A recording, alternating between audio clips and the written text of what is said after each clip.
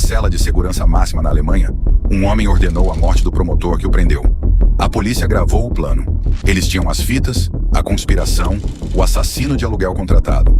Mas o homem foi absolvido. Pouco depois, quando foi deportado, o promotor, o representante da lei, o homem que havia vencido o julgamento, juntou suas coisas e fugiu da Alemanha, aterrorizado. Ele não temia um homem livre. Temia um fantasma, um homem cujo poder real começava onde a lei terminava. Nekati Arabacha nasceu em Colônia, Alemanha, em 14 de fevereiro de 1972. Era filho dos Gastarbeiter, os trabalhadores convidados turcos que chegaram para reconstruir uma Alemanha pós-guerra faminta por mão de obra. Ele cresceu entre dois mundos, em um país que o via como útil, mas nem sempre como seu. Este ambiente, para muitos, era um beco sem saída. Para Arabacha, foi uma oportunidade. Na década de 1990, as noites de Colônia vibravam em um distrito de entretenimento conhecido como Kölner Ringe. E quem controla as portas das boates, controla a noite. Arabacha não procurou um emprego, procurou o controle. Começou a organizar os seguranças das casas noturnas, a maioria jovens durões, muitos deles também de origem imigrante. Ele criou o Clã Arabacha, seu primeiro exército pessoal. Não era apenas força bruta, era estratégia. Controlar os seguranças significava controlar o acesso. Significava decidir quem entrava e quem não. Significava ter olhos e ouvidos em cada canto escuro. E, acima de tudo, significava controlar o fluxo de drogas e o medo. Os donos dos estabelecimentos pagavam por uma segurança que, na verdade, era uma extorsão silenciosa. Arabacha transformou um trabalho de baixo status na pedra fundamental de seu império. Nas ruas que o viram crescer como um forasteiro, agora ele estava se tornando o rei. Com o controle das portas, Arabacha abriu a entrada para um negócio muito mais sombrio e lucrativo. Seu poder se expandiu para além de Colônia, por toda a região industrial do Reino-Ruhr. Seu nome se tornou sinônimo de uma rede de bordéis, com nomes como Babylon e Iago. Seu método era cruelmente sistemático. Seus seguranças, os homens que controlavam a diversão nas boates, tinham uma segunda tarefa: identificar e fazer amizade com garotas jovens. Eles as seduziam com uma promessa de afeto ou uma vida melhor, para depois arrastá-las para a prostituição. Era uma linha de produção de vítimas, um sistema de tráfico de pessoas projetado com a frieza de um plano de negócios. O império de Arabacha era diverso e violento. As acusações que finalmente o levariam à justiça pintam o quadro completo: cafetinagem, tráfico de pessoas, agressão, extorsão, posse de armas e crime organizado. Ele não era um simples bandido, era o CEO de uma empresa criminosa. Seu apelido, o poderoso chefão de Colônia, não era um exagero, refletia uma realidade de poder absoluto. Este poder era tão sólido que nem mesmo os muros de uma prisão podiam contê-lo. Anos depois, enquanto cumpria a pena, as autoridades alemãs continuavam convencidas de que Arabacha ainda dirigia de sua cela o famoso bordel Colosseum, na cidade de Augsburg. Suas ordens viajavam para além das grades, demonstrando que sua estrutura de comando era leal e eficaz. Ele havia construído uma organização que podia funcionar sem sua presença física, a marca de um verdadeiro chefão. No início dos anos 2000, o nome de Nekati Arabacha era um sussurro de medo no submundo alemão e uma dor de cabeça constante para a polícia. Mas um promotor, Jürgen Botzing, decidiu que já era o suficiente. Botzing não era um burocrata qualquer, era um caçador.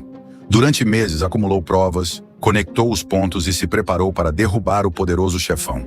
Em 2002, a operação foi posta em marcha. Um comando de elite da polícia alemã invadiu o mundo de Arabacha. A prisão foi rápida, contundente. O império das luzes de neon e da violência enfrentava a fria luz da lei. O julgamento em 2004 foi um momento decisivo. O Estado alemão apresentou seu caso, detalhando a rede de extorsão, o tráfico de mulheres e a violência sistemática. O peso das evidências era esmagador. Então, Arabacha fez algo inesperado. Ele confessou. Não foi um ato de arrependimento, foi uma jogada de mestre. No sistema legal alemão, uma confissão pode significar uma sentença mais branda. Arabacha, enfrentando a possibilidade de passar o resto da vida na cadeia, escolheu uma derrota controlada. Sacrificou sua liberdade a curto prazo para garantir um final definido. Em 30 de setembro de 2004, o martelo do juiz bateu. 9 anos de prisão. Para o público e a polícia, foi uma vitória. O poderoso chefão de Colônia estava atrás das grades, enviado para a prisão de JVA Bochum. O reinado de terror parecia ter terminado. Mas para Arabaçã, isso não era um final. Era apenas um intervalo. Dentro da prisão de Bochum, Arabaçã não era um detento qualquer. Era uma autoridade no exílio. Mas seu ressentimento ardia, focado em um único homem, o promotor Jürgen Botzen. A polícia, suspeitando que Arabaçã não ficaria quieto, grampeou sua sala de visitas, gravando cada conversa. E o que ouviram gelou o sangue. As fitas revelaram uma conspiração assustadora. Arabaçã, de sua cela, estava supostamente contratando um assassino de aluguel albanês para encontrar e executar Botzen. O Estado reagiu imediatamente. O promotor foi colocado sob proteção policial 24 horas por dia. E os promotores lançaram sua arma mais pesada contra Arabaçã. Uma nova acusação para impor-lhe a Sicherungsverwahrung, uma forma de prisão por tempo indeterminado, reservada para os criminosos mais perigosos e incorrigíveis da Alemanha. Parecia o fim definitivo. Eles tinham as gravações, a prova irrefutável. Mas no julgamento, a defesa de Arabaçã encontrou uma brecha na armadura do Estado. Um detalhe técnico quase absurdo. Foi descoberta uma tradução incorreta em algumas das transcrições das fitas. Uma palavra mal interpretada, uma nuance perdida, foi o suficiente para criar uma dúvida razoável. O resultado foi incrível. Nekati Arabaçã foi absolvido da conspiração de assassinato. A ameaça de prisão por tempo indeterminado desapareceu. Em 2007, após cumprir apenas parte de sua sentença original de 9 anos, Arabaçã saiu da prisão. Não como um homem reformado, mas como uma lenda. Ele foi libertado e deportado imediatamente para a Turquia. E foi então que o impensável aconteceu. Jürgen Botzen, o promotor que o havia perseguido, o homem que representava o Estado alemão, entendeu que não estava mais seguro em seu próprio país. Com Arabaçã fora do alcance da lei alemã, Botzen fugiu da Alemanha. O poderoso chefão não apenas conquistou sua liberdade, ele venceu uma guerra psicológica contra o sistema que o havia aprisionado. Para as autoridades alemãs, a deportação era o último recurso, uma forma de expulsar o problema. Para Nekati Arabaçã, foi uma promoção. Ele desembarcou na Turquia não como um criminoso exilado, mas como um general vitorioso que retorna para casa. Sua reputação, forjada nas ruas de Colônia e nos tribunais alemães, era agora seu passaporte para o próximo nível do crime organizado mundial. A Turquia lhe oferecia o santuário perfeito. Um país que não extradita seus próprios cidadãos. A partir desta base inexpugnável, sua ascensão foi meteórica. Em 2010, apenas 3 anos após sua deportação, ele já não operava nas sombras. Participou de uma cúpula internacional de chefes dos Hells Angels em Esmirna, Turquia. Lá foi nomeado presidente de um capítulo novo e poderoso, os Hells Angels MC Nomads Turkey. O título de nômade era perfeito para ele. Os capítulos nômades não estão presos a uma cidade ou território. São uma força de elite móvel, ideal para um líder com ambições internacionais. Sua notoriedade era seu maior ativo. No mundo dos Hells Angels, um homem que tenta assassinar um promotor da prisão e sai impune não é um risco, é um ídolo. Em 2013, seu poder era tão grande que, quando o líder dos Hells Angels na Europa, Frank Hannibal, foi preso na Espanha, o nome de Nekati Arabaçã soou com força como seu sucessor natural. O poderoso chefão de Colônia havia transcendido. Ele não era mais um rei local. Era um príncipe no império global da gangue de motociclistas mais temida do planeta. A deportação não o deteve, o libertou.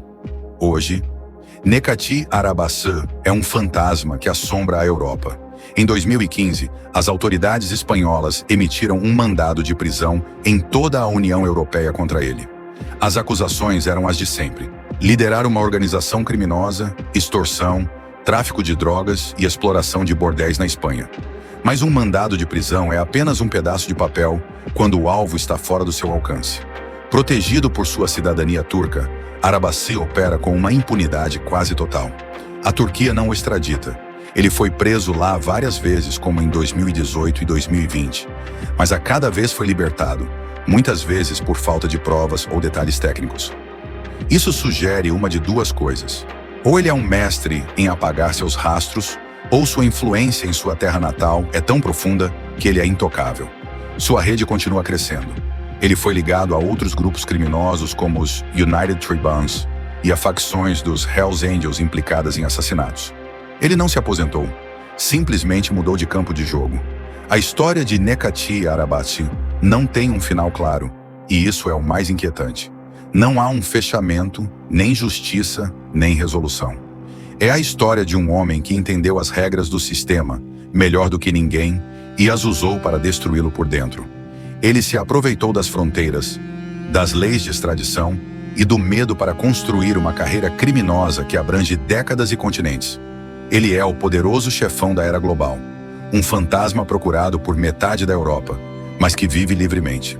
Um lembrete assustador de que no século XXI, os monstros mais perigosos nem sempre estão atrás das grades. Às vezes, eles estão simplesmente fora do nosso alcance. E sua história ainda não terminou.